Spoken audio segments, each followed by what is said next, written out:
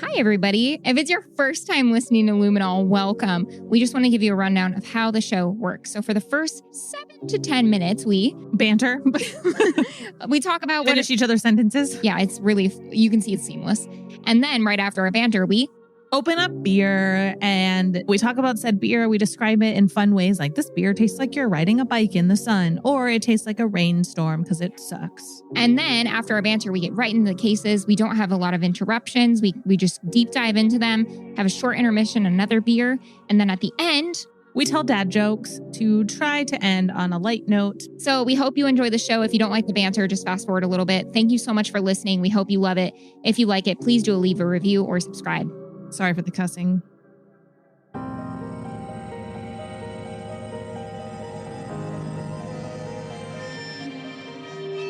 Hello, Caitlin.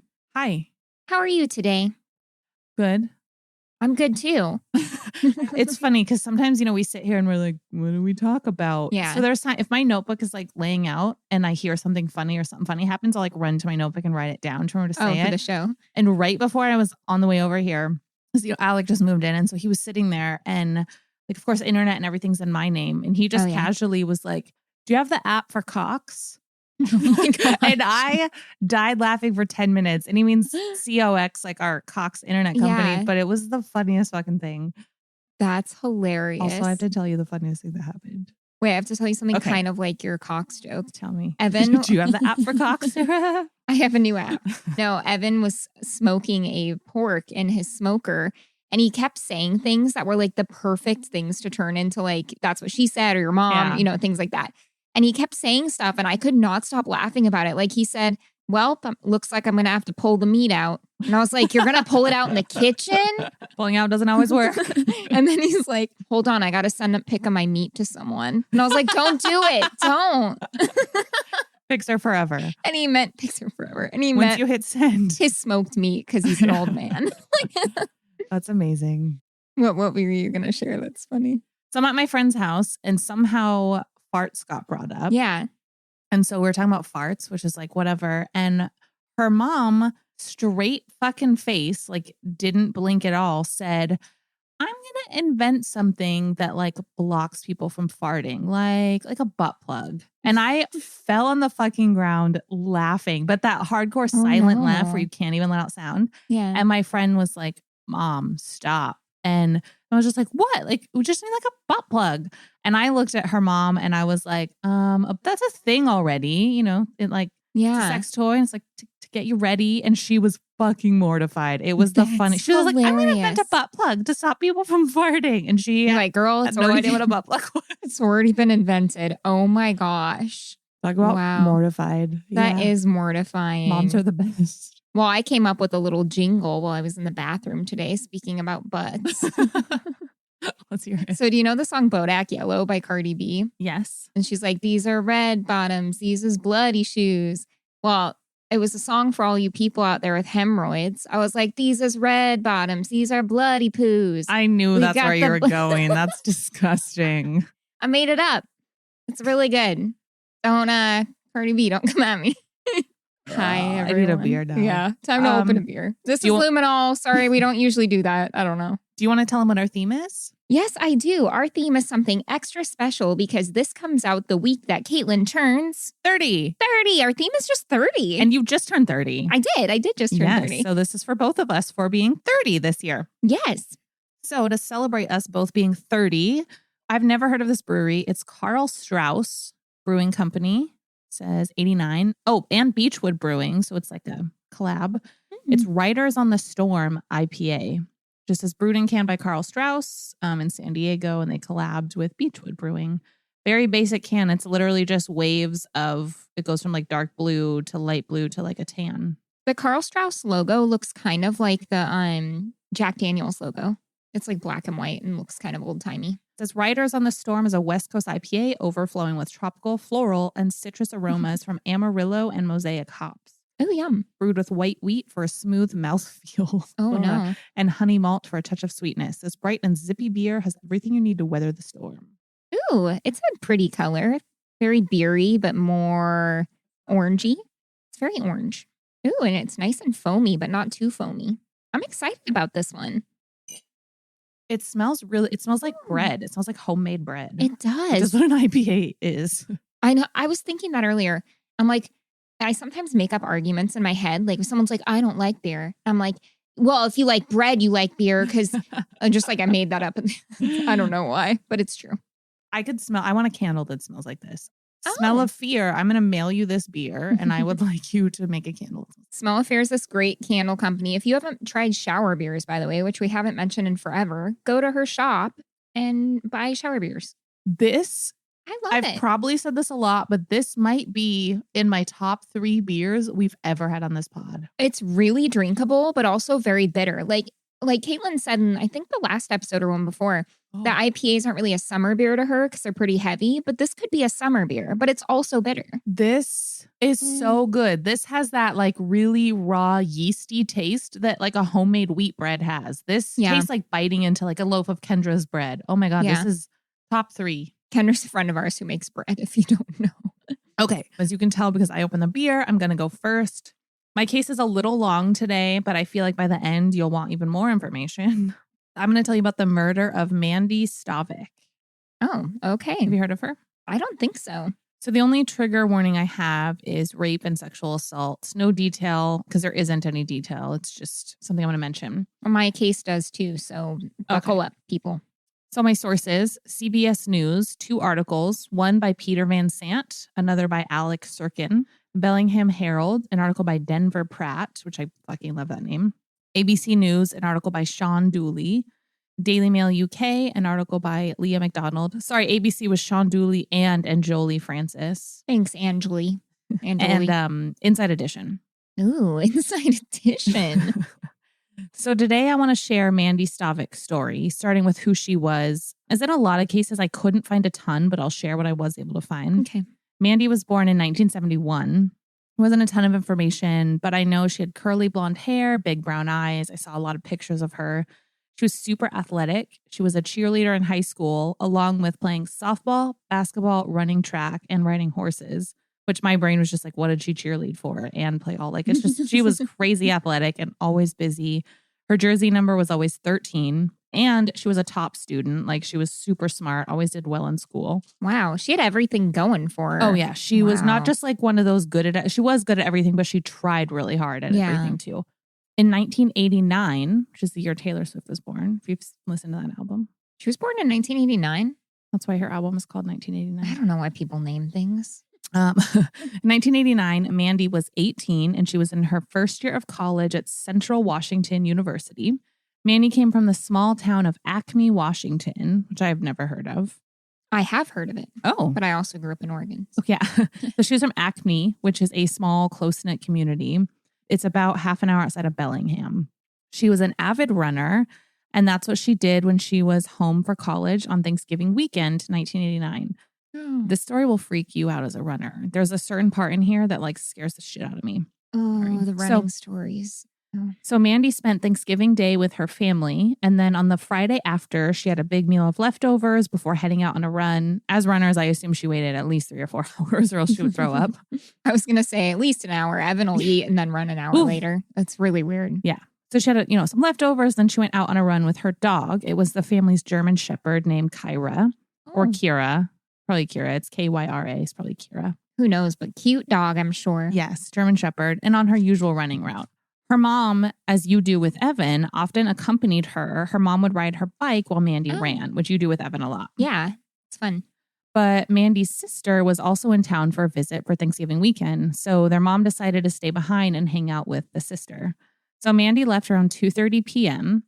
So even if she went on a really long run, you'd expect her back in like an hour, maybe an hour and a half, right? Sure. Especially because it's afternoon, Thanksgiving. Yeah. She probably wasn't going out for, a 26-miler or anything.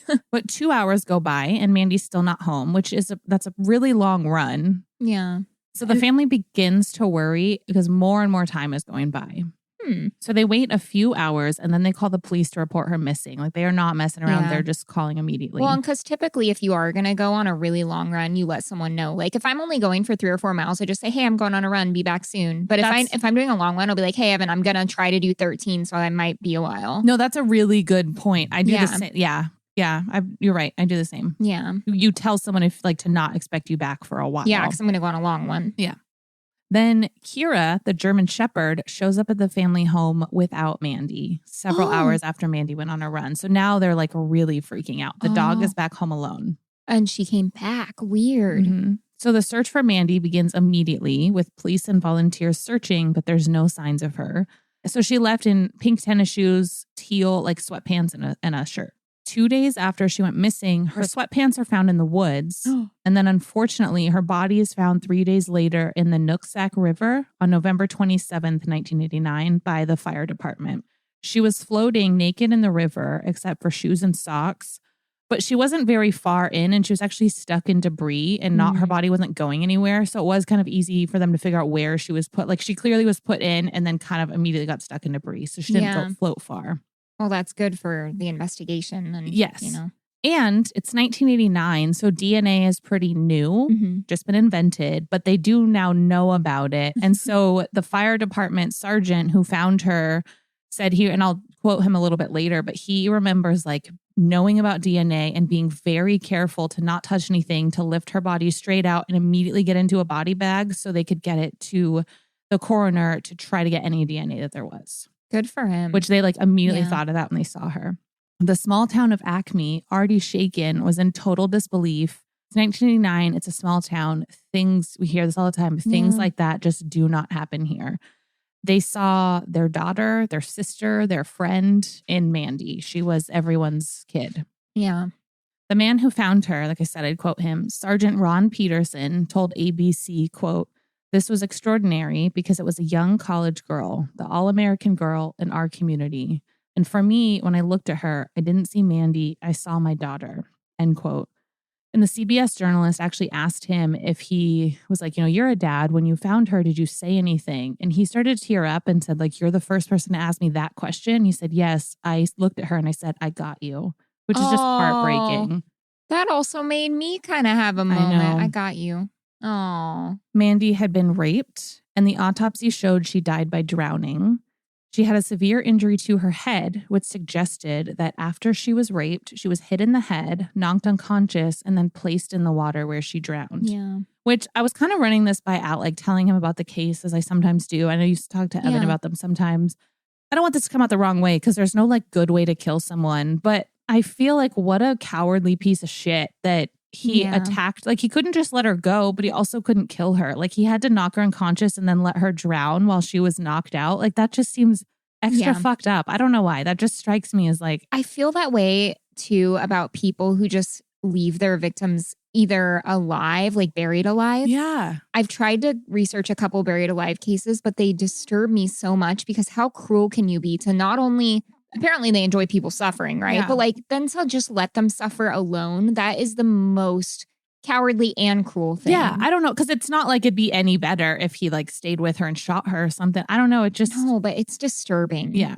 1,000 people in Acme gathered to mourn at Mandy's memorial service. Her longtime basketball coach gave the eulogy.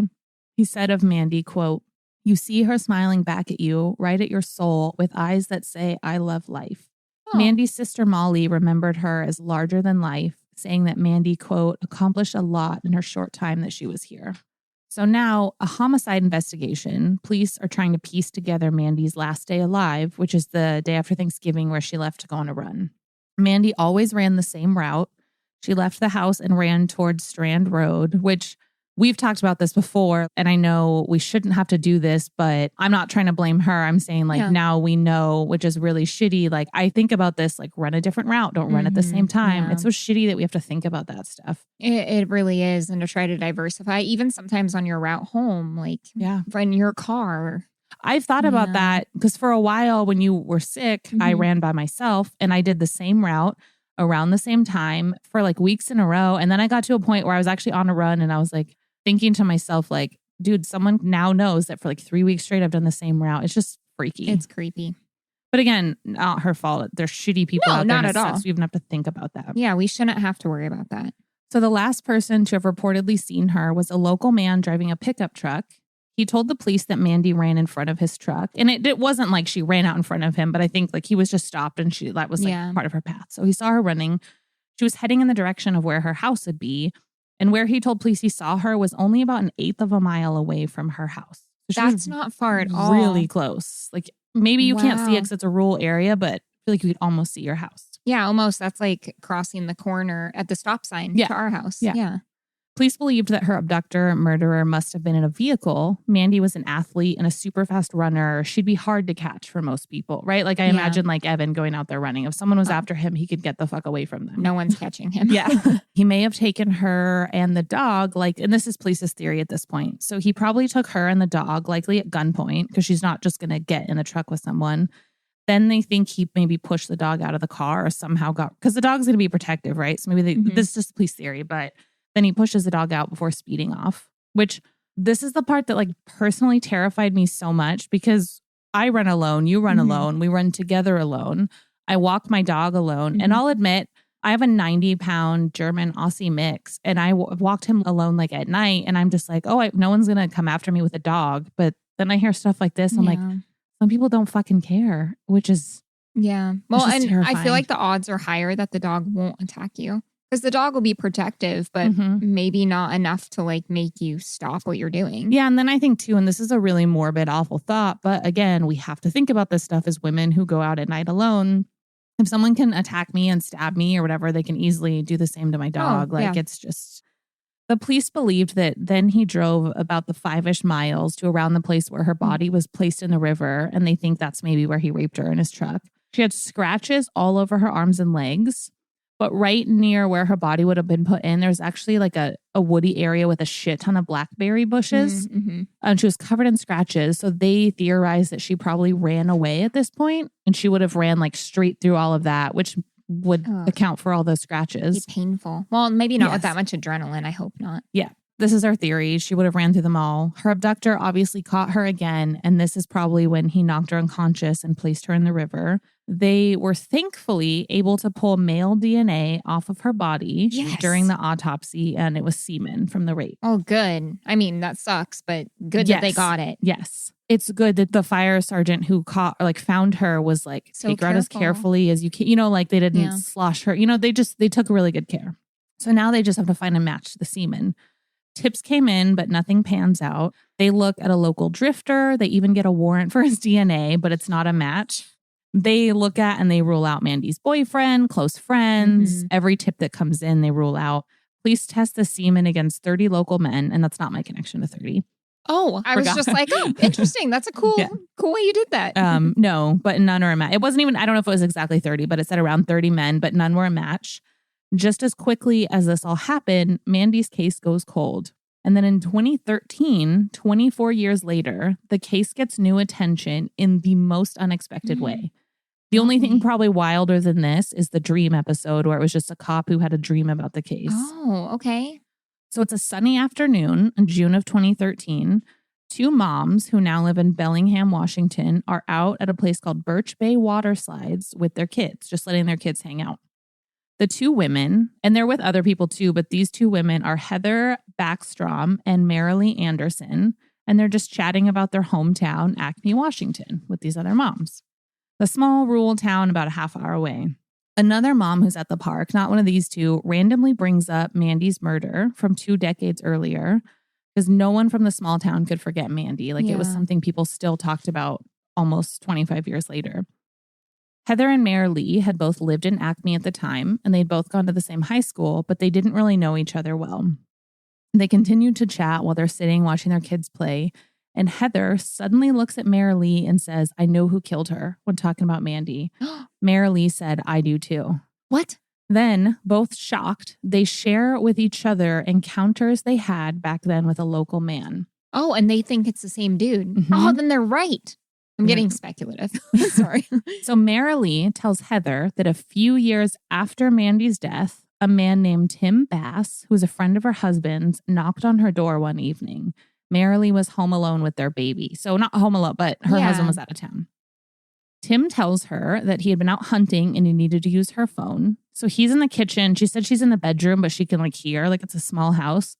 Marilee became suspicious because she could hear him dialing. But you know, when you dial like a fake, you don't dial a real number. She just heard fast beeps. And so she was sitting in there kind of listening and she's like, I don't think he's dialing a real. Like she just started to feel press the same button like 7 times or however many.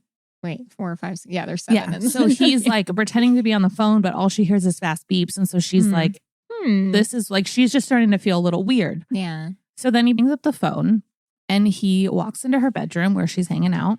And he tells her, and this is her recollection, quote, that he used to drive by our house and that he had always been in love with me and he wanted to make love to me. Nope. She kept telling him no and he kept trying. And like she said this went on for a while. And then she finally was like, get out of my house or I'm calling police. And she even said like, I don't remember what I did or said, but like I got him to leave. But it was the creepiest thing ever. Ew. Don't go into someone's house and tell them that there, especially when they're with a partner. Yeah. And a new baby. Yeah. Heather, she's telling Heather this. Heather then says, I had a bad experience with him also a few months before Mandy's murder. Heather at the time was 15 and Tim Bass was 21. Heather said that after a softball game, Tim and Heather were riding in a truck driven by their friend Dan, who Heather would later marry. Dan was driving, Heather was sitting in the middle, and Tim was on her right. Tim started aggressively flirting with Heather and she was wearing shorts. Like she just played softball. And so he like started touching her. She said he grabbed a pen out of the cup holder and just started like running it down her legs and touching her knees. And like she was pushing him away and telling him to stop and he just wouldn't stop. She said the only reason she thinks he eventually did is because Dan was there. There was another person. He wouldn't take no. He just kept creeping on her. Both women separately for years remembered how creepy and uncomfortable Tim Bass was, and they both always wondered if he had been the one to rape and murder Mandy.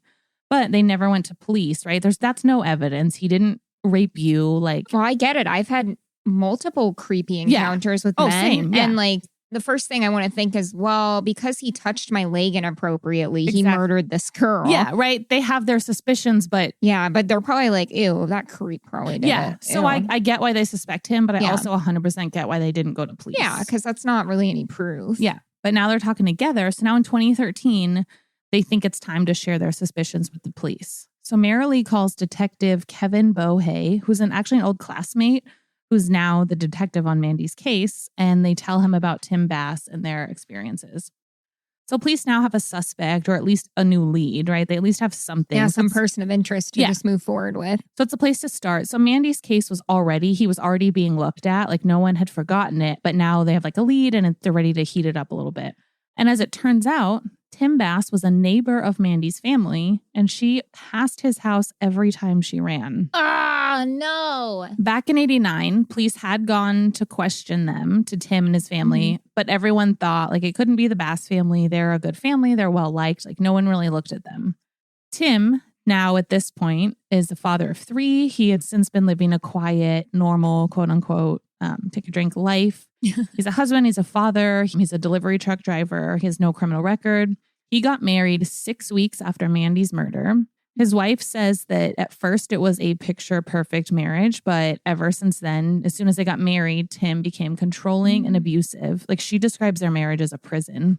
Oh. He treated her like a servant, always ordering her to bring him things or to do things. But they had kids, so she stayed. He was known to be very disrespectful to and about women. His brother Tom tells this story, and I didn't write like his quotes down, but Tom will later tell this story that when they were in high school, a girl broke up with Tim, and then Tim like had a gun and was in his bedroom threatening to kill himself. And he actually shot the gun and it went off into like the ceiling. But his brother said ever since then, Tim just hated women. He thought he was better than women. He treated them like shit. Like ever since that girl broke up with him, he just hated women. Dear Lord. His coworker, Kim Wagner, said of Tim, quote, "You just never know what Tim was going to be at work that day. The smallest thing would anger him." End quote. She also said, quote, "He never called me Kim. He always called me woman." And I've had guys do that to me and I fucking hate it. Like not even as a joke. Like as a joke, I don't give a shit. But men who like literally won't call you by your name. They just call you woman or female. Yeah. I hate it. Like they'll be like, "Hey, lady." And you're like, so disrespectful. Yeah. Ugh. Tim sounds like a real joy to work with and be around. So police now want to question him again. So they go to his house, his new house, to ask him about Mandy. And at first he says he has no idea who she was. Then he says, quote, Mandy. Oh yeah, she was the girl they found in the river, end quote. And again, as a reminder, I don't know how he said it, obviously. The inflection in the tone is not me. I love that you always remind, you're like, and again, this is just the tone I'm using. Mandy. So then police asked him if he'd give a DNA sample, and he says, you're going to love this quote, and you're going to hate it. Okay. He says, quote, well, I don't want to give my DNA. I've watched those crime shows. I see how many people go to prison because they've given DNA.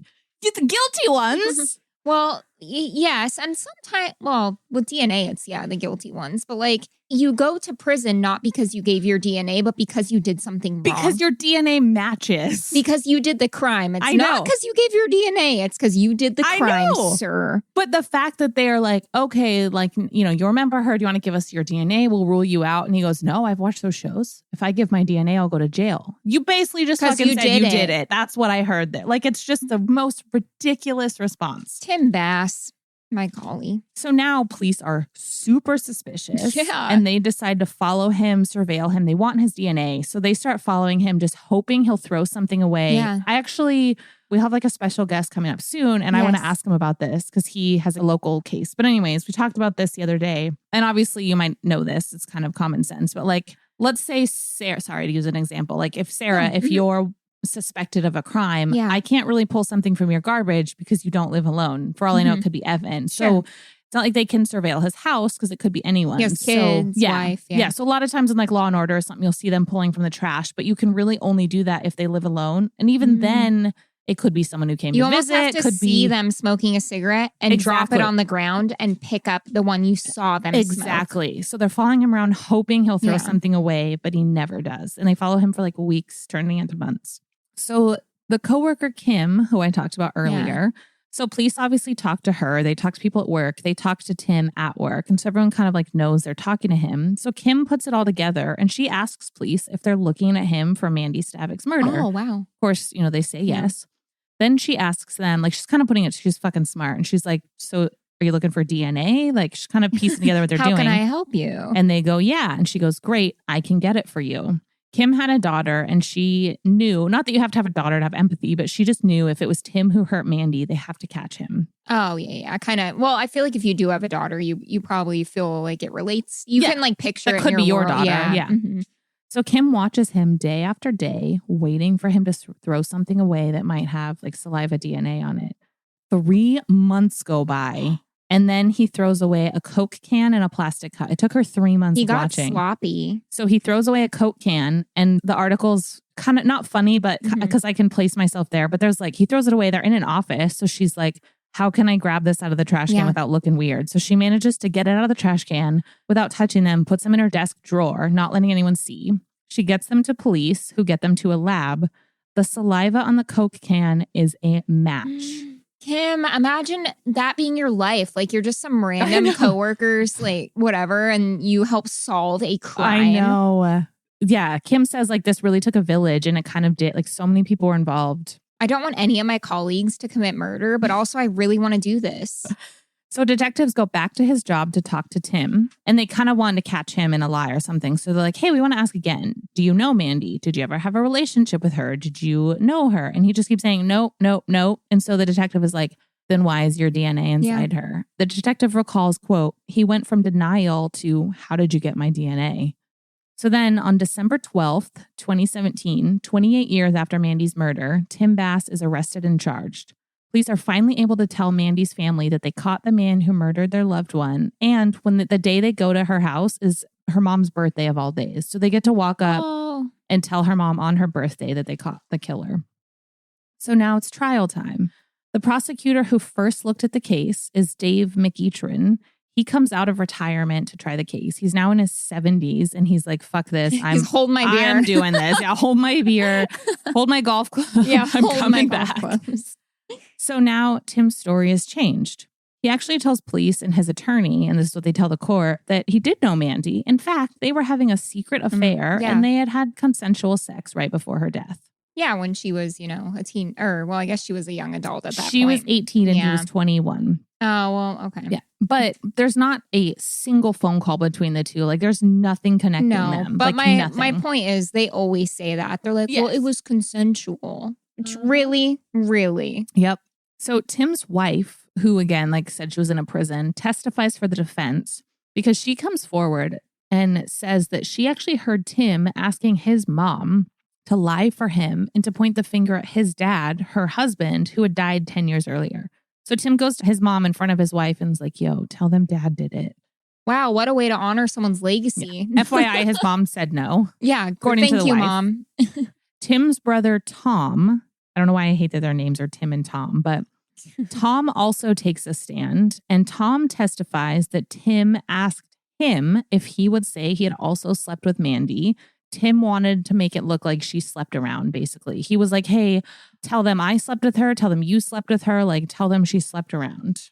Yeah, this guy already looked guilty, but he looks more and more guilty. Yeah. So Tom's like, no, but now I'm going to tell them that you told me to say that. Got him. Fuck you. Yeah. So then, and I'm cheating a little because it's not quite 30, but it's 29 years and 6 months after Mandy's murder. So almost 30 years. Yes. So I'm cheating a little bit, but it's almost 30 years later. Well, there were 30 men who were. Yeah. So that's your 32. So rounding up to 30, the jury has a verdict. Tim Bass is guilty of kidnapping, rape, and murder. His mom spoke at his sentencing saying she believed he was innocent. She actually denied that he ever asked her to lie. Tim also spoke and he told the court, and I fucking hate this, but I feel like it just shows who he is, so I had to put it in here.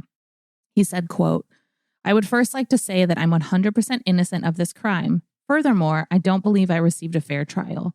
In saying that, though, the better man in me says I should say very little today and give this day to the Stavic family.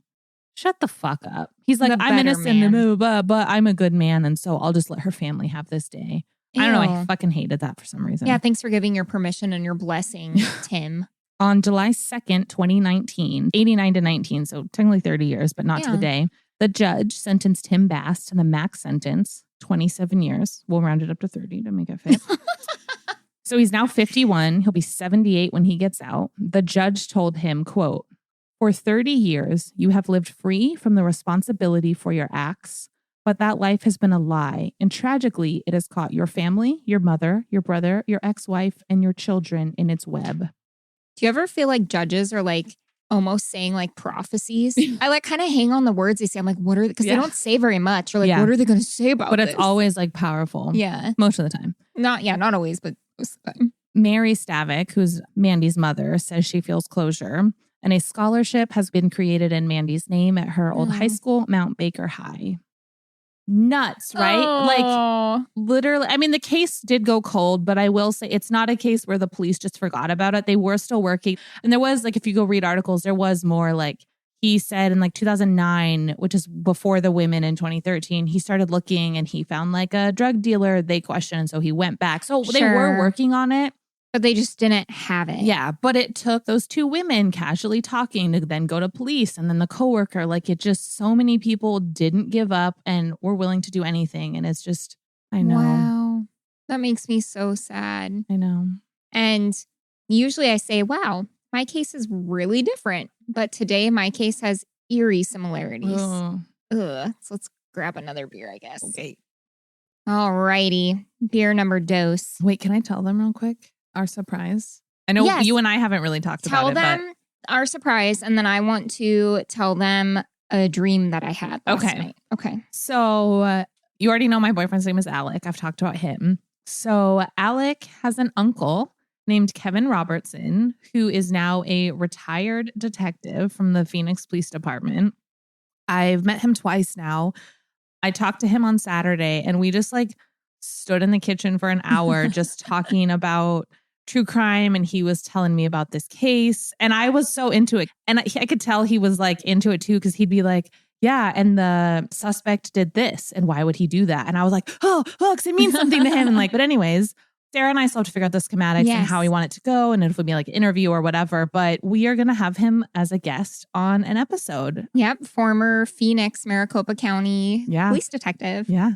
It'll be really fascinating. Yeah. So if you have something you're like, ooh, I'd love to hear this or ask them about this, let us know. Send us an email at luminolpod@gmail.com.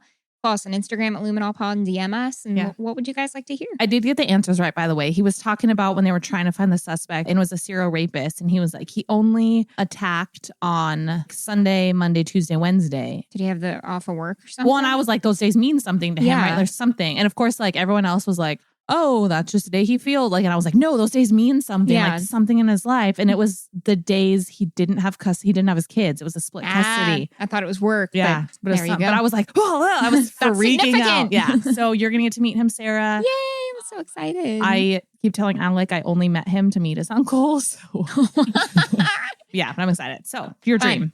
Wow. Now I don't want to share it because that's inspiring. I don't remember my whole dream, but I kept dreaming that Minnie Mouse was trying to break into my house. And like, I was trying to like close the sliding glass door and it was nighttime. And she was like, beep, beep, in her Minnie Mouse voice. It was terrifying. Okay, now, and he might talk about this. We can ask him. But now I have to tell you how this serial rapist got in people's houses. Because was it like Minnie Mouse? No, but you just made me think of it. Oh, okay. So the guy would basically like stalk people, like follow them, right? Let's say, or and sometimes it was opportunity, but let's say he past your house and you're out loading groceries. So you bring a load in, you're back and forth. And is this in the Phoenix area? Yes, this was local. So he'd sneak into the house and he'd go unlock a window or like a back door or something. And then he'd leave. Like he'd just sneak in and unlock something. Ew. Then he'd come back later. And I can get why this worked. And then he'd go in that way. And I get why it was still unlocked though. Because like, let's say you have a back door in a house or some window. If you always leave it locked, you're not going to go recheck before you go to bed that it's locked. Of course not. Because in your mind, that window's always locked. That door is always locked. No one's been in. So he would sneak in, unlock it, leave, and then come back and go. And if it was locked, he'd be like, cool, and not come back. But if it was still unlocked, he would go in and rape them. Wow. Yeah. So that's a taste of what Kevin Robinson, and you can look, I looked him up and he's got like a very extensive list of shit he's done. Yeah. Resume, aka list of shit. Yeah, there's a recent video of him commenting on the Derek Chauvin trial. So when we figure it out, it might be a while, but when we figure out the schematics, we will do that. Yeah, perfect. Love it. Great announcement. All righty. So we have a beer from the brewery. We've had a beer from them before. If you're a patron, you're going to know why we're laughing because it's from Placentia, California. If you're not a patron, you're missing out on hilarious exclusive episodes. We kind of call them, what did you call it? Luminax or Luminol After Dark or whatever. We get a little spicy over there. So you can join for any dollar amount and you get an exclusive episode. Now I'm remembering though, because then we talked about, are you going to eat the placenta? And then we talked about fried placenta. Oh, it got real fun. Yeah. So Placenta, California, shout out to, it's not placenta, it's placentia. I don't know what it is, but it's the brewery. And it's spelled like Bruery. This is the Oatmeal Cookie Bakery. It's an imperial stout brewed with oats and aged in bourbon barrels with raisins, cinnamon, granola, and natural flavors. I'm expecting it to taste like an oatmeal cream pie. I am too. It's 10.2% alcohol by volume. It says, let's see, sink your teeth into this boldly decadent, freshly baked imperial stout. This barrel-aged treat was brewed with old-fashioned oats and packed full of cinnamon, raisins, and granola for the perfect balance of sweetness and spice, reminiscent of oatmeal cookies hot off the pan. I'm excited. We're either going to love or hate this. Yeah, and I like it because it's a cute purple house. It looks kind of like a New Orleans-style house with banners and stuff, and then in the windows you see oatmeal cookies. Oh, that is dark. Like Coca-Cola dark. The foam looks like coffee. Oh, it is so thick and creamy. That's what they called me in high school. Thick and creamy. Ew. This looks like it's on nitro. Oh, that smells sweet. Dangerously sweet. It almost smells like, okay, Evan doesn't believe me this is a thing. It smells like when you squish a sugar ant. And like the smell of ants. They're black ants, but they're not the teeny tiny ones in Phoenix. They're, I don't know, they live in Oregon. They don't live here. They look like a carpenter ant, but they're smaller. I don't know, ant eaters dig them. It smells like when you crush ants. People in the Pacific Northwest, back me up. You guys aren't saying anything. No, I'm kidding. Yeah. That is so sweet. It tastes kind of like cookie butter. I'm only drinking foam, which the foam is too sweet. Sarah gave me 3 inches of foam, which I've done to you. I'm not mad, obviously. Sorry. I'm not mad. It tastes like really bitter cookie butter. The foam does not. The liquids do. Do you know liquid in French is leaky? Ew, you don't like it? I got to get through this foam. That's all I'm tasting. Just plug your nose. It's not like you haven't tasted anything bad before. When you get to the liquid, it's better. The foam is bad. I don't know. You described this one. I don't like this one. It tastes a lot like granola. Like there's definitely an oatmeal cookie taste. It tastes kind of like speculoos cookie butter, but like bitter. Like a baking soda kind of bitter. See, all I'm getting, I need to let the foam settle. It's not settling because all I'm getting is sweet. You don't taste granola or like a baking soda bitter? No, I get syrupy sweet. All I get is syrup. No, I can taste the raisins, the oatmeal. Oh, no, no. I don't hate it. It is very, very sweet. You like barrel-aged stuff, you'll probably like this. Well, Caitlin, she looks like she's a llama eating grass. You don't like barrel-aged stuff. It's just like, don't listen to me on this one. If you like barrel-aged stuff, this is very unique. It's worth a try. It's very sweet. I'm going to keep giving it some tries, but I don't know. Look for the oatmeal cookie. It does taste like an oatmeal cookie. I'll give them that. Take Sarah's word on this, not mine. I don't want to drink it too fast because it's 10.2%. Yeah. That was for the 50% of you who hashtag want to make luminol great again. Oh, gosh. I know half of you are like, stop burping. It's the most disgusting thing I've ever heard. And the other half are like, keep doing it. It makes me giggle. Which one are you? Alrighty. Well, I'm going to be telling you about the abduction and murder of Jessica Keene. My trigger warnings are the same rape and sexual assault of a minor. So she's a bit younger than your gal.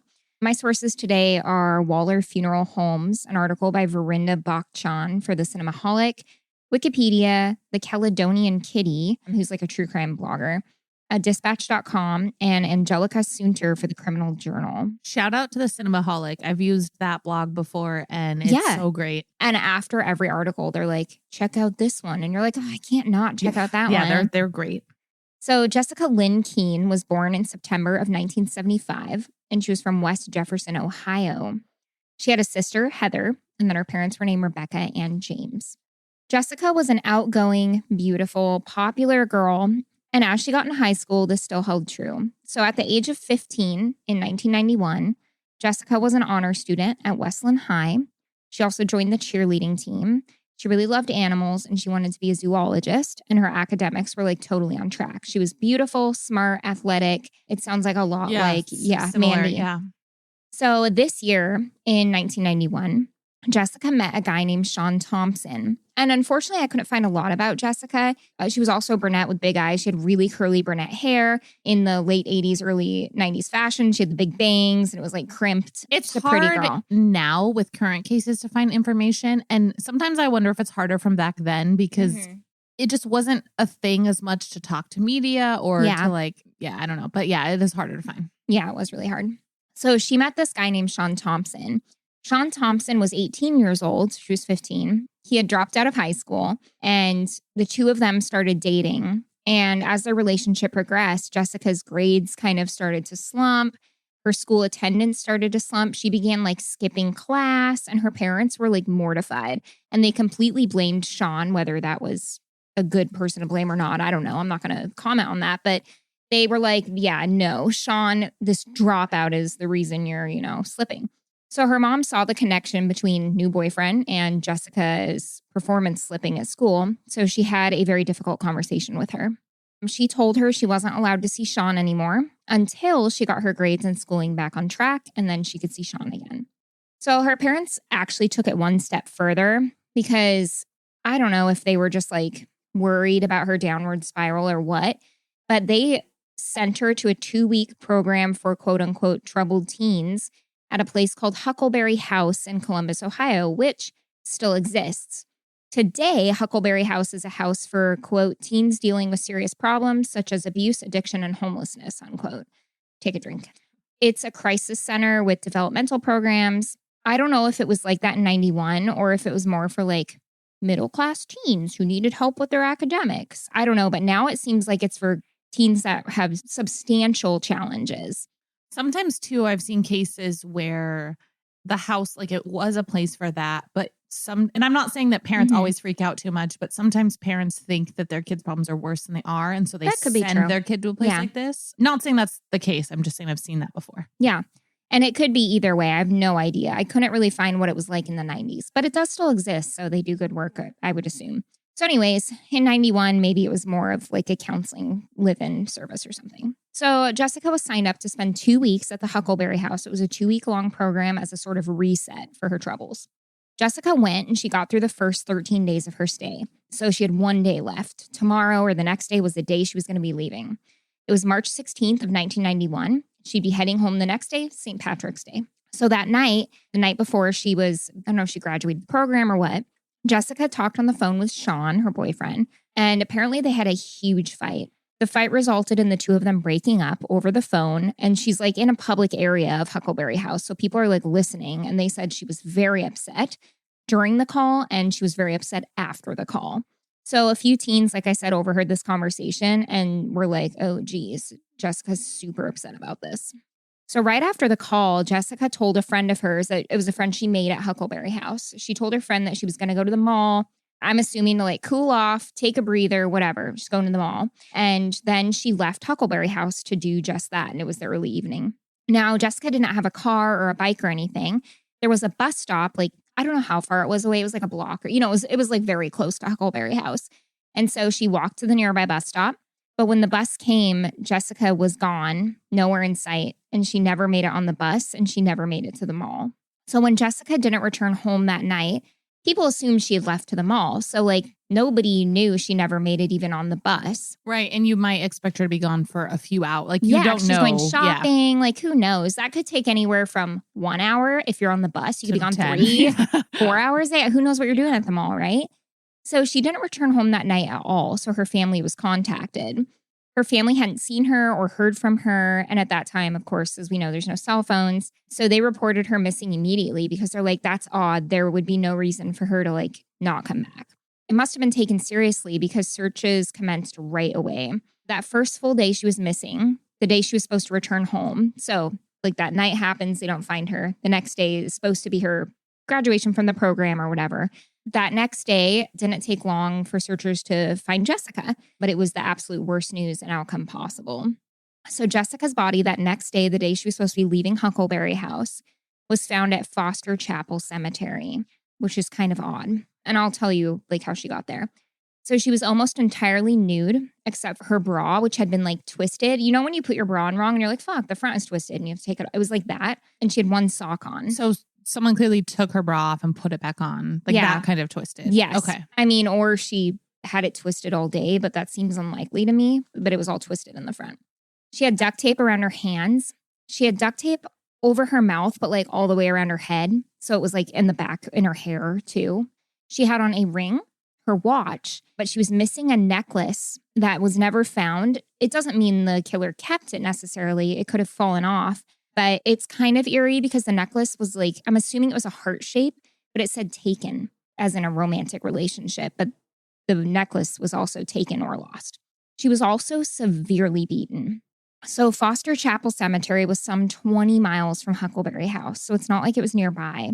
So it was pretty obvious to investigators that she had been taken there. Like she couldn't have got there. She could have, but like, why? You're not walking 20 miles to cool off. Though. Yeah, no. And it was clearly homicide. Like she was nude. Jessica's body was brought in for an autopsy and her cause of death was identified as blunt force trauma to her head and her body. She also had been raped and there was DNA to collect. It was 91, same thing. DNA has just been invented, as we like to say. But truly, so that they did take DNA. So authorities, I'm sorry, that has like DNA and then it says like 1987 or the EST. Estimated, yes. Established. Estimated the 80s.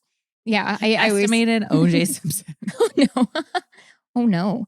So they collected DNA, thank God. Authorities tested the DNA. I'm assuming it was semen. I could never find, but it was certainly semen or like saliva or something. They tested it and they ran it through all the records on file, but unfortunately no matches were pulled. Also, DNA had just been invented, so there weren't a ton of people to, there's not like a bunch of people in CODIS yet. No, they don't have anything to compare it against. Not anything, but like they don't have a lot. Not what we have now. So forensic teams scoured the cemetery as well for evidence, clues, the taken necklace, like whatever they could find to put together what they believed happened that night. What they thought was that Jessica never made it onto the bus Well, and the bus cam, there was like a camera on it. It didn't show her on it. So police were certain that she had been approached at the bus stop or while she was walking to the bus stop. They thought that she either got a ride or was forced into a car, and that the car is where the attack started and where most of it took place. They thought that she was raped in the car and attacked, and at some point that she escaped out of the car and started running. They believed she was running in just her bra and her socks with the duct tape already on her face and her head and hands. They believed that she ran down a road at night and ran into Foster Chapel Cemetery to hide, which is terrifying. And also reminds me of Lisk a little bit, Long Island serial killer. So at Foster Chapel Cemetery, where they believe she ran to hide, there was evidence that Jessica had hid in a few different places. So one, there were muddy footprints, one like with sock texture and one bare, in the mushy soil because it was cold. It was Ohio, it had been raining clearly because it was muddy. She hid behind a gravestone. They found one knee print in the mud, like she was like leaning behind it. They also found her other sock behind a tombstone as if she had been like crouching down.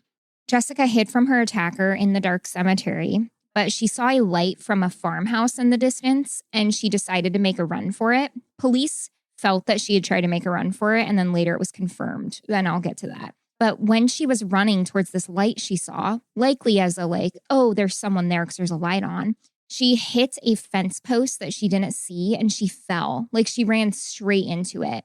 And that's when her attacker caught her again because her attacker had seen her run down the road into the cemetery. And so he got out of his car and followed her. This part's really graphic and horrible. He then ripped out a 70-pound tombstone from the cemetery, somebody's tombstone, and he beat her with it until it broke into pieces. Jesus Christ. Yeah. Jessica's attacker likely assaulted and raped her again in the cemetery. They believe he raped and attacked her for 2 to 4 hours in the car and the cemetery. That tells me, at least from what I know about other cases, like he's doing this for power, right? Now she's escaped and he's got her again. So he is like, has to rape her again to have power over her. It probably like feeds into that too, which is a really horrifying thought to think of, but it probably got him going again, which is horrible. Police go to work investigating, right? Part of this is their theory. Part of this from the clues they found. And they're wondering like who could have done such a thing like this. There haven't been similar crimes in this time frame. First and foremost, police want to speak to the guy she had just had a blowout fight with, right? They talked to the people at Huckleberry House. The people were like, oh, she had a terrible fight with her boyfriend on the phone. They're like, ding, ding, ding. That's probably our guy. Except Sean was actually in Florida with a group of friends during the call and those entire like days surrounding. He had been there the night of the murder. They were like on vacation together. Regardless, when he got back, police still wanted to talk to him because who knows, right?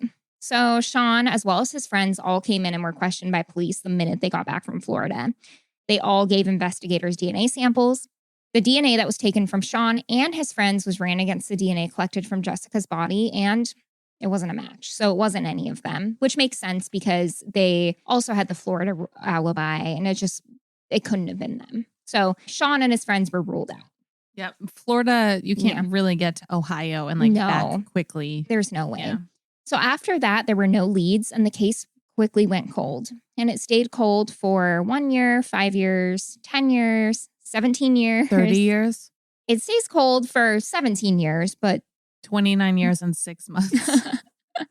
So while the case was cold, Jessica's story was shared on Unsolved Mysteries. That particular episode, I went to watch it. It was one of the old episodes, but like you can't get it anywhere right now. Like it's just it says not available, which is a bummer because I wanted to watch it. Yeah. But it was featured on Unsolved Mysteries because it was just like, who did this? Like there's no leads at all. It was seemingly random. It was egregious. It was brutal and horrendous. And there was nothing. So her family was devastated, clearly. Her mother said, quote, everything I tried to prevent her life from being ruined happened anyway. By like sending her to Huckleberry Home, I believe is what she's referring to.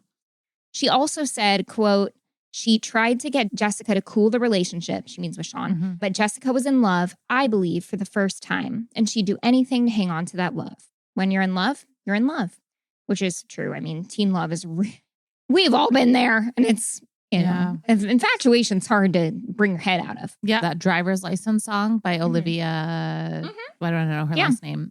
Came on and Alex like, what is she talking about? And she got her driver's license. She's in love. And I'm like, don't you remember what it was like to be like Yeah. 16 and in love. And come on. of course it's going to last forever. Boys are and, like, no. Yeah. He was like, no. Yeah, exactly. And I was like, I remember. Like, Yeah. It might be. You're going to get married and have 50 babies. And I hate sexist generalizations, but that might be a teen girl thing more than it's a teen boy thing. Maybe. Yeah. Don't crucify me. So it seemed like at this point, the case would never be solved. After Unsolved Mysteries, nothing happened until 2008. It was 2008, and we're going to get into someone else's story. 52-year-old Marvin Lee Smith Jr. was leaving prison on parole or on bond in Burlington, North Carolina. He had been serving time for assaulting 2 women in the late 90s in Ohio, and he was getting paroled about a year early from completing a 9-year sentence for the assaults.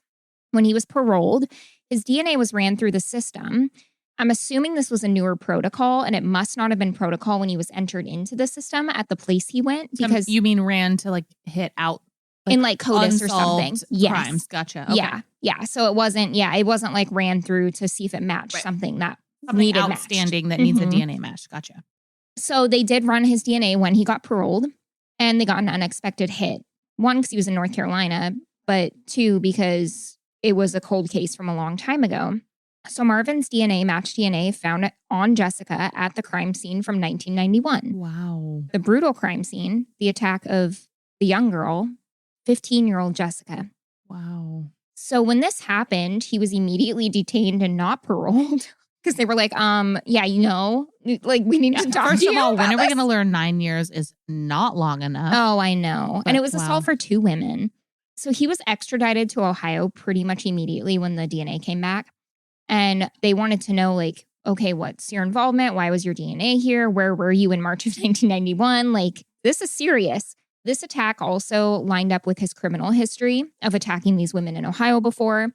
But he'd never been charged of murder, as far as I could tell. It was, quote unquote, just assault. So Marvin was charged with aggravated murder, as well as unlawful sexual conduct. In Ohio... Wait, sorry, what? Yeah. Unlawful sexual conduct versus rape? What? Do we need Heather? Heather needs to tell us this. I feel sad because I actually looked up what qualifies aggravated murder in Ohio versus rape. Because I'm like, isn't that what would be the difference in Ohio? I didn't look up unlawful sexual conduct. I'm wondering if it has to do with something with a minor. Because sometimes they call things with a minor different than they would otherwise. When I Googled just unlawful sexual conduct, it's Ohio specifically. Oh, it's okay. Ohio section 2907.04, unlawful sexual conduct with minor. It is specifically for someone who's under the age of 18. But it looks like Ohio only. That's the only time it comes up. Oh, and Maine. But anyways. And Maine. So I looked up Ohio's aggravated murder charge, and it's essentially just like aggravated murder usually is. It's more severe murder. Aggravated murder in Ohio can also be someone who commits murder along with another offense. So they raped and murdered. They kidnapped and murdered, which he had both of those. Also killing someone, which this wasn't the case, but it was close, obviously. In Ohio, killing someone under the age of 13 is a aggravated murder. Killing a first responder or a police officer is an aggravated murder. Causing the death of someone while you're incarcerated is an aggravated murder. I thought that was interesting. Like if you stab someone in prison or whatever, that's aggravated murder. So anyways, I just thought that was fascinating. So he was charged with aggravated murder. He did kidnap her and he did rape her. And she was a minor, not under the age of 13, but still. He had the death sentence on the table. So in order to avoid the death sentence, Marvin pled guilty to aggravated murder with rape and kidnapping and went straight to trial because he pled guilty.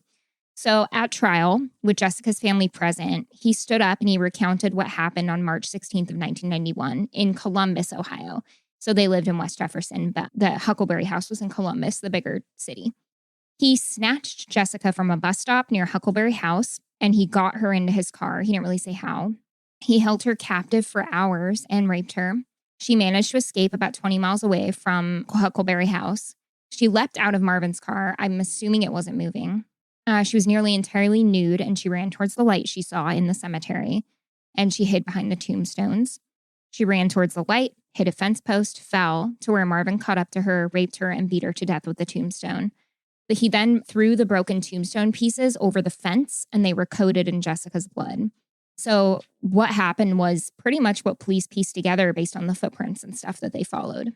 When Jessica's family spoke at trial, Marvin sat in his chair and sobbed into his hands, but he never once looked up at them, even when they addressed him. Because of his plea, he was sentenced to 30 years in prison.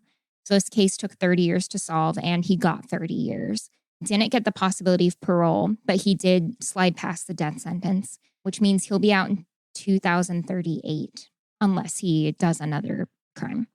So that's the terrible, stupid kidnapping of Jessica. Caitlin's having a moment. I am literally... Caitlin's having a moment. No, I'm over here trying not to cry. Yeah, her eyes are very full of water.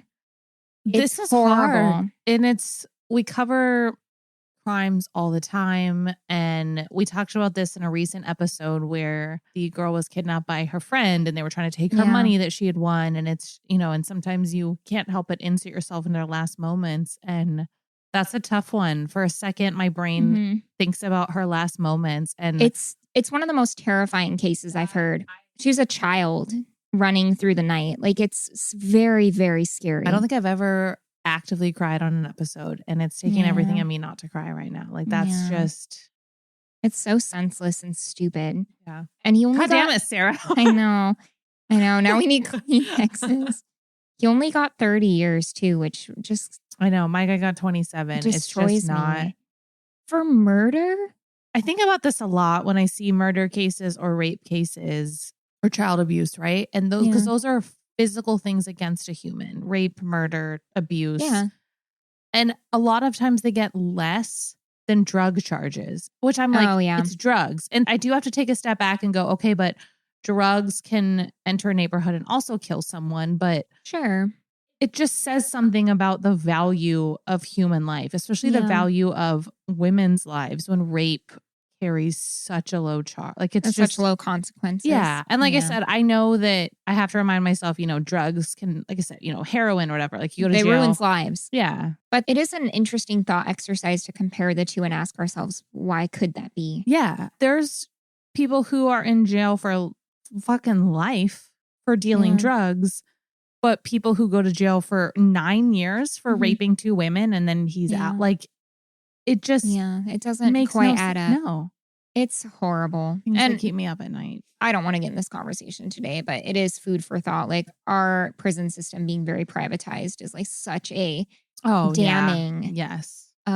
Getting paid system. For the beds being full. Yeah. Yeah. I'll say it. I'm against that. I'm against privatized prisons. I'm not. Yeah. It doesn't do any good. I don't think I've ever said this on the pod, but I'll say it. I have a family member in prison. Yeah. And so for a long time he's been in prison for almost 16 years. He's in his last year of 16 years. And so I have been obsessed with the prison. I had to stop because the first couple years he was in when I was in high school, I was obsessed. Any prison show, any article, like I couldn't not watch. Yeah, I just couldn't. And I became obsessed. And so I know way more than a person should about the prison system. But yeah, I'm not about that privatized prison life. Yeah. Yeah, I'm not either. I went to a few seminars on it in Oregon and it's yucky. Yeah. It's really yucky what they do. Yeah. It's just prison isn't a business, but yet we've made it a business. And it should not be for profit is the thing. Right. Yeah. It should be about rehabilitating people and either getting people's lives turned around or keeping people who are unsafe to be in public away from the public. Yeah. Like, those are the reasons for prison. Yeah. Whew. Well, I have a joke. Okay, that's clearly the next stop. That's absolutely the next thing we have to do. Sarah. Yeah. What breed of dog can jump higher than a skyscraper? Any. Skyscrapers can't jump. Oh, that's so dumb. I know. That's so dumb. It was like the one that went to the moon. Well, mine isn't a joke. It's just something that happened last week. You do this every week and I love it. Mine's not a joke. Wink, wink. Sorry. Not a joke. I actually attended a dermatology workshop last week. It was really, really informative and I love the breakout sessions. That was good. Thanks. I'm not loving the breakout sessions currently on my forehead. Oh, I've got some on my forehead. That too. Like 7% of you, I asked a story on IG and I was like, can I blame my forehead acne on masks? And 7% of you or something were like, no. I was like, okay, guys, please though. I'm like, please let me have this. 7% of you are no longer allowed to listen. Yeah, that's right. But Follow us on Instagram. It's really fun. Join Patreon for exclusive bonus episodes and stickers and all kinds of fun stuff. We actually just announced a merch item on Patreon today. Yes. Which actually, when this comes out, might be available. So also, yeah, I learned that if you let your boyfriend move in, so let me backtrack. Okay. I cry all the fucking time. I cry during every TV show. If there's like a sappy speech or just fucking I cry. Sometimes I cry in Pillsbury commercials. Yeah, so he's didn't realize it. And now that we live together, he's like, all you do is cry. Is this the photo he took? Yeah. So I was watching Handmaid's Tale. The best were. So I'm like laying on the couch, all comfy, watching Handmaid's Tale. And all of a sudden it gets intense. And I like sit up straight and stare at the TV. So that's when he busted out the camera because he's like, you just like shot up straight, made your back straight, and you're just staring. And so he's taking a picture of me crying. So if you have watched The Handmaid's Tale or cried while watching The Handmaid's Tale, leave us a review. Long story short. But yeah, I love that. Yes, leave us a review, he just please. keeps taking pictures of me crying while I watch. It's going to be a new segment. Caitlin crying while she watches TV shows. I think that's brilliant. He's on to something. Anyways, cool. I think that's it. Bye, kids. Bye, Illuminati.